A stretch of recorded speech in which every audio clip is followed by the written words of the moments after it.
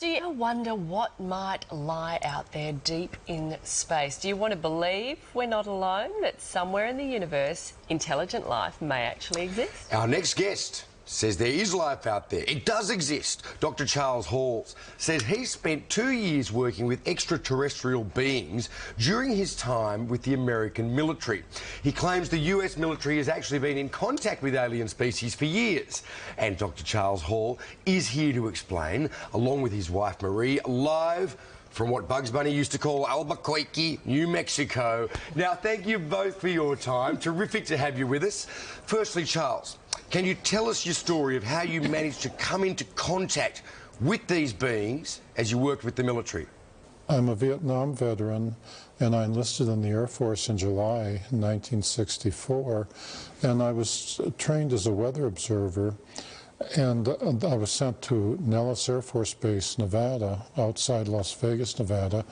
And for 2.5 years, I was sent up to the gunnery ranges up at Indian Springs, and I was given a clearance to allow me to go anywhere in Dreamland, as long as I was alone.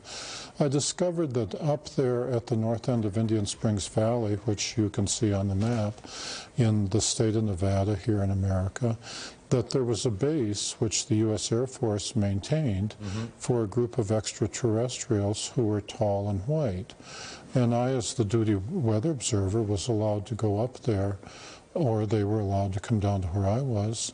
And the interaction took place over more than 2 years. Wow. During those 2 years, I also came across, I also interacted to a lesser extent with the Roswell Greys, and I've also personally talked with the extraterrestrials that I call the Norwegians with 24 teeth, who come here from a very nearby star, perhaps Bernard star.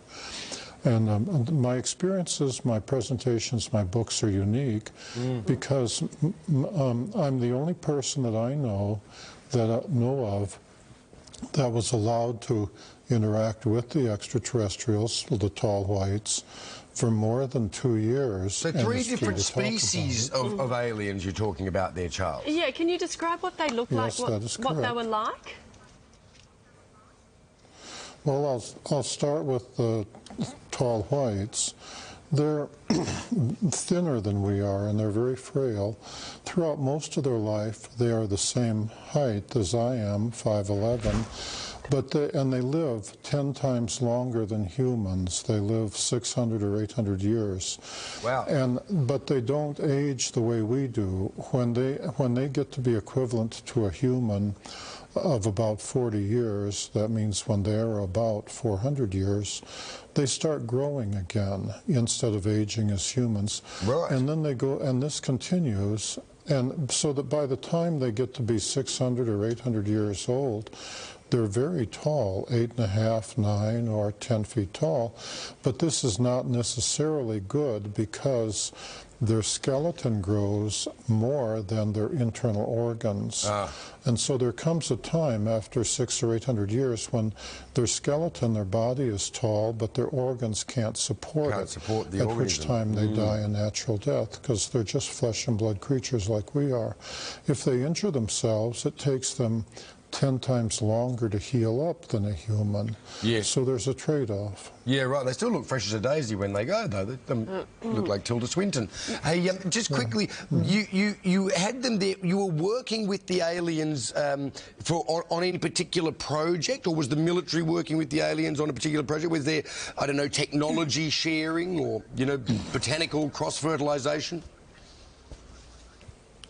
The U.S. Air Force, and I'm speaking of the mid-1960s, was willing to give them anything they asked for. When I first met them, I was very afraid of them, and every human I met when you come across them out in the desert was naturally very afraid of them, and they were even more afraid of us. It's like running into a gorilla in the wild where the gorilla is on his home ground. So they had to go through a process of becoming used to being around humans before they could take part in the technology transfer program. I, as the weather observer, was the test human. As an enlisted man, I was expendable, you know. Sure. I was the one they send out there and say, practice talking to Charlie. And Marie, let's bring you in. You've never seen these things for yourself. Are you a believer? Because probably a lot of people watching this morning are going to think, I don't believe him. It's ridiculous. How could it be possible? Well, Charles was very intelligent in that he waited until we'd been married a couple of months before he told me about the extraterrestrials coming into his barracks at night. And he said, well, what do you think? And I said, I really don't care. I have never given any thought as to whether they exist or not, and I really don't care. I've known Charles. We've been married over 43 years. He may be a character, but I am his character reference, and I totally believe that this is real. Furthermore, we have had confirmations from people all over the world. We have never had any serious tire kickers, you know, people who say, well... Well, certainly there seems to be a lot of people, around the world who would support your view on this, who seem to have had their own experiences, but probably not quite as intimately as you. Now, unfortunately, we are going to have to leave it there, Charles and Marie, because we're about to lose our satellite, but you're coming to Australia next week to give a series of talks, and we can't wait to see you.